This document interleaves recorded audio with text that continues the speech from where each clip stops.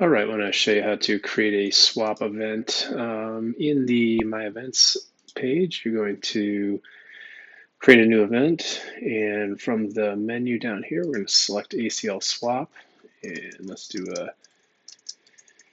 test demo here. Pick your date, the group, area.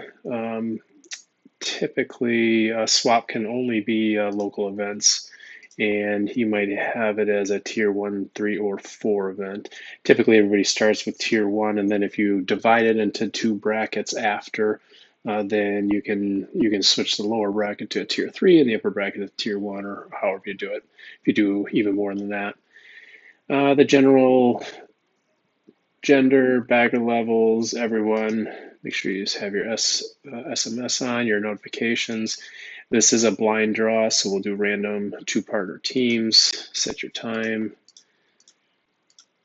Okay, some of this stuff is not relevant. You can set a round limit, but make sure you have auto assign on. That's kind of the key feature here. Let's see, stats. Stats is always good to keep. Your entry fee, location. Okay, if you type in your event location here and there is not one listed, then you'll come over here to the create location and generate an actual location that can work with the ACL system. Select this indoor, outdoor. If you want to use Hold My Spot, we've got another video on that you can choose. That allows you to allow people to pre-register either through cash, wallet, or both. So you can always do that. And then go ahead and create your event. Okay, I got my success notification here, so I'm going to go back.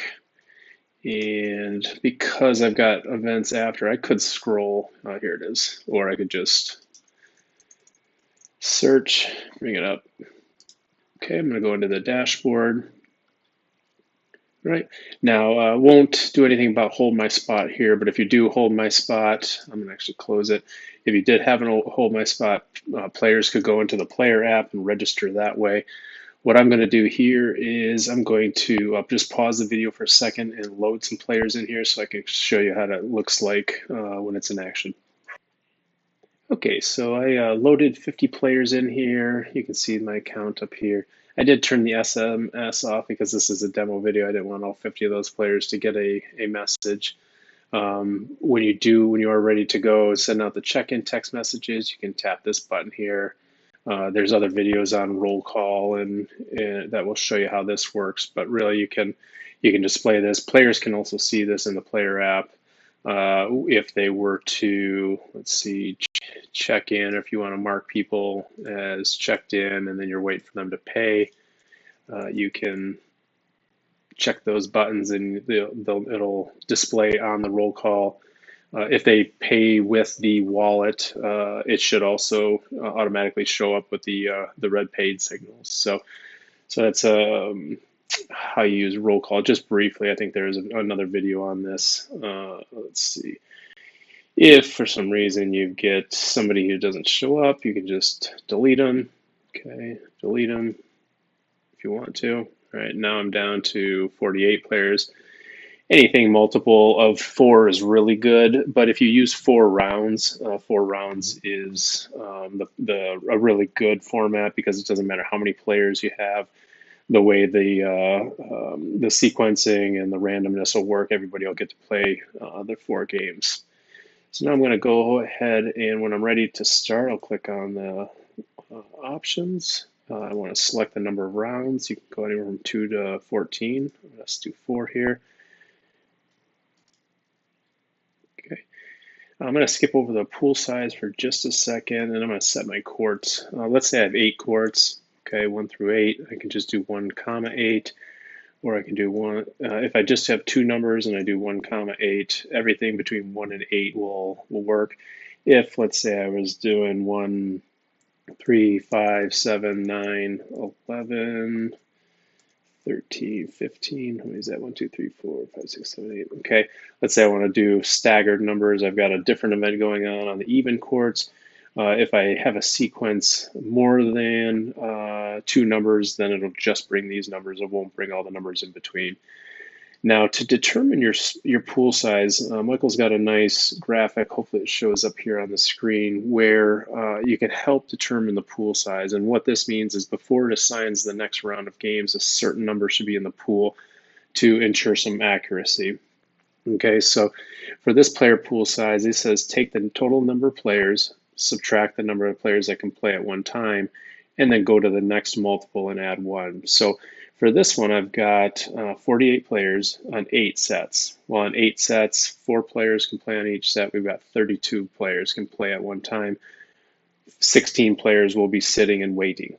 So in this formula, you'll go to the next multiple of 4 and you'll add 1.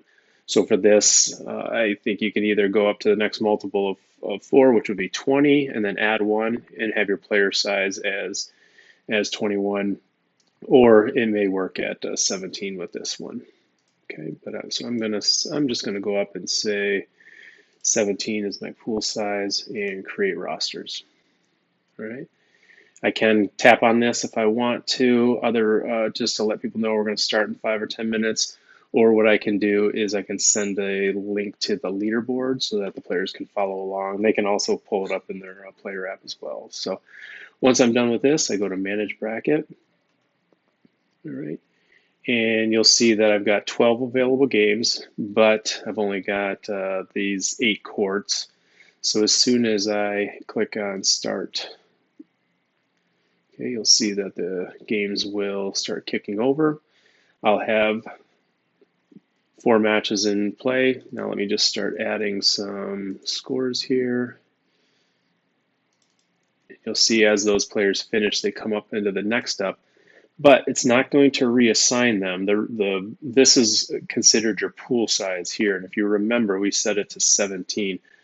So it's not going to generate next round matches until that number gets to 17. So let's say I do a couple more here. All right, I'm still at 12. I'm at 16 now. Okay. And as soon as I finish this next game, it's going to then take all 20 of those players that are in the next up, and it's going to randomize them and create new matchups for them. You can toggle this bigger or smaller if you want throughout. So let me change it to 11 and then refresh, and you can see that now it's only looking for 11 players in this next up column before it kicks over the next matches. So this is nice where you can just kick over, or you can adjust throughout the event depending on how many boards you have available, things like that. And then when you get to the very, towards the end, you can always go down to, a very low number. And there are times where the system really tries to make sure that you don't play with the same person more than once and in the same grouping more than a couple times. But towards the end, there are times where you might have some people who are playing together multiple times, just the way it worked out. So if that's the case where you get some players here, but it's just not kicking them over, you can click this force final pairing, and that'll get you to the end. So I'm going to go ahead and just do a couple more wins here, and then I'll go into how you split a bracket up. Okay. And really, at any point, you can split the bracket up, but you would probably wait till the very end. Now, let's say you're all done. All of these matches are over here. The nice thing about the swap is if you have 48 players and you're doing 4 rounds, this completed number will be the exact number of players you had. So it'll get to 48 eventually.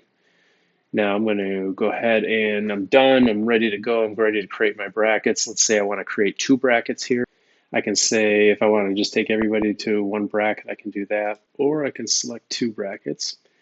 Let's see. So it'll automatically create the details for bracket 1 and then the details for bracket 2. So I'm going to do a player range here. So my tier 1 is going to go 1 through 32.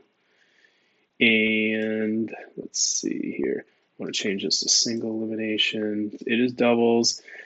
Generally, I think a lot of directors like to do PPR. Since this was a demo and I was just adding scores, it won't allow me to do PPR. So I'm just going to select win-loss. and then I can choose the kind of drawing pairings that I want. Okay, maybe I just want to do a blind draw with those 32 players. Okay, and then for my lower division, I'm going to select my range. Since I went and 1 through 32 on the first bracket, I'll go 33 through 48. Okay, so that'll be 16 players. Same thing. I'm going to do single elimination, win loss. This one I might do, I don't know, group by twos. So 33, 34, our team, 35, 36, and so on. Okay, once I'm satisfied with my settings, I'll go ahead and click on Create Final Events. It's going to give me a success message here. I'll be able to tap on each of these. Okay. And you can see that because this first one was set as a blind draw, it's showing everybody as you would see a blind draw look. And then I'm just going to start the final bracket similar to how I would start any other blind draw. You remember in the tier 2, I did it by grouping, 33, 34, and so that turned it actually into a bring your own partner doubles, where it automatically created the teams for you based on the swap rounders. In that case, when I'm ready to go, I just create rosters and complete the event just like I would any other bring your own partner doubles event. So yeah, hopefully that helped. Quite a popular format that players use quite a bit, or I'm sorry, directors use quite a bit.